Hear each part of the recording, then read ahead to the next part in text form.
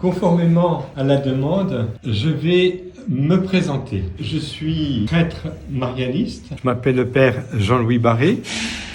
Je suis religieux marianiste, c'est-à-dire qu'en fait, j'appartiens à une congrégation qui a été fondée en 1817 avec le bienheureux père Guillaume-Joseph Chaminade, qui a comme mission d'assister Marie dans sa mission. Donc c'est une mission, on va dire, apostolique, éducation de la foi avec la Vierge Marie. Voilà. Donc j'ai fait alliance avec Marie. Et en fait, curieusement, dans mon parcours, après mes études d'infirmier, mon diplôme, j'ai commencé des études de théologie. Et au début, avec les jésuites du Centre Sèvres, pas loin de chez vous, tout près d'ici, j'ai fait ma première petite thèse sur Marie et l'héritage de la Réforme. C'était au début des années 80, avec le père Bernard Sesboué. Et puis, chemin faisant, me voici maintenant à Rome, en communauté marianiste, travaillant avec l'Académie pontificale mariale internationale, qui a été fondée par le pape Pie XII, pour l'aider sur tout ce qui concerne la Vierge Marie. Alors, cette Académie pontificale mariale internationale a comme président le père Stefano Cecchini. Il m'a demandé, avec un autre prêtre, un autre théologien, d'être davantage au service de ce qu'on appelle les Mariaphanies, les apparitions de la Vierge Marie. Il se trouve que dans mon histoire, sans l'avoir choisi vraiment, j'ai été conduit à Medjugorje, après l'invitation d'un théologien du Concile Vatican II, Henri Manteau-Bonamy. Ça remet loin tout ça tout de même.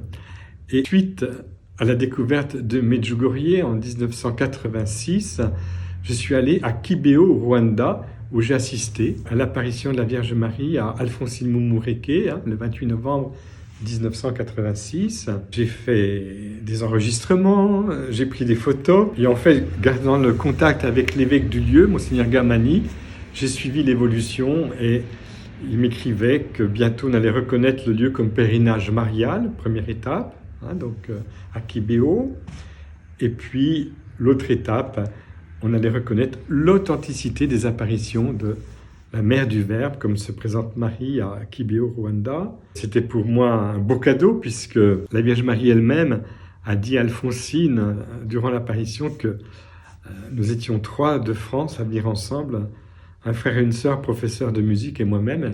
C'est Patrick, Marie-Paul et Jean-Louis, c'est moi qui les ai fait venir à Kibeho. Je suis content de leur pèlerinage et je prie Dieu pour qu'ils obtiennent la grâce. Alors évidemment, quand on reçoit un message comme ça, on est en 86, j'ai 31 ans, on est un peu surpris parce que on se dit qu'est-ce qui va, pourquoi, comment. Et en fait, la Vierge Marie a tout conduit puisque, voilà, aujourd'hui, je suis théologien, c'est-à-dire que j'ai fait tout un parcours d'études à la faculté du Marianum à Rome, tenu par les Servites de Marie, avec un diplôme donc de docteur en théologie, et je travaille en lien avec les théologiens autour du pape François actuellement. Au début, ça a démarré avec Benoît XVI, dans une équipe faite aussi de médecins, etc., sur la reconnaissance, l'étude des apparitions de Medjugorje. Quand je suis arrivé à l'APAMI, donc à cette Académie pontificale mariale internationale, nous étions déjà bien en phase pour travailler la question des apparitions. Pourquoi ? Parce que quand je suis arrivé après mon diplôme, après ma thèse de doctorat à Rome, en 2007, je crois, en Belgique, à Tournai, l'évêque m'a tout de suite confié un dossier sensible, qui est l'apparition de la Vierge Marie, Notre-Dame des Étoiles, de 1948 à 1951. Donc j'ai travaillé le dossier pour la première fois, on va dire, d'une manière un peu systématique. Et puis, j'ai quitté la Belgique, j'ai remis le dossier à l'évêque, c'est à lui à prendre ses décisions. Et je me retrouve cette fois-ci à Rome, donc en lien avec la PAMI, gardons un contact étroit avec Medjugorje, puisque Monseigneur Hauser, qui est décédé, vous le savez, il était enterré il y a quelques jours, eh bien, Monseigneur Hauser avait été mandaté par le pape pour pouvoir être sur place, sur le lieu d'apparition. Les choses vont bien. Pour tout vous dire, quand je suis allé aux 40 ans du pèlerinage, les 40 ans des apparitions à Medjugorje, au mois de juin, pour le 24 juin, on peut dire qu'il y avait à peu près 50 000 personnes et plus ou moins 400 prêtres. et pas mieux des évêques. Et il y avait à chaque Eucharistie, après la messe, le chant du Magnificat avec la présence de 2 des 6 voyants, Maria et Ivan, au podium, qui se partageaient les méditations du Magnificat, les versets du Magnificat, donc très intégrés dans la paroisse. Alors j'y suis allé au mois de juin, j'ai prêché une première retraite. On m'a demandé pour le 15 août de prêcher une seconde retraite, donc j'y suis allé pour la retraite du 10 au 17 août. Donc là, nous étions beaucoup moins nombreux. On était peut-être, je sais pas moi, 3, 4, 5 000, pas plus. C'est pas mal quand même. Nous avons vécu le rythme quotidien de la paroisse, avec notamment à 6 heures 2 chapelets, suivi de la messe à 7 heures le soir, donc 6 heures le soir, 18 heures on va dire, 19 heures la messe, et puis à 20 heures un temps d'adoration eucharistique, ou alors une célébration de la croix, ou alors un temps de guérison, enfin de prière de guérison, mais devant le Saint-Sacrement, jusqu'à 21h à peu près. Alors, durant cette période de 18h à 21h15, j'ai confessé, nous étions des dizaines de prêtres à confesser, non-stop, des milliers de personnes sur 4-5 jours, c'est impressionnant. Impressionnant, vraiment.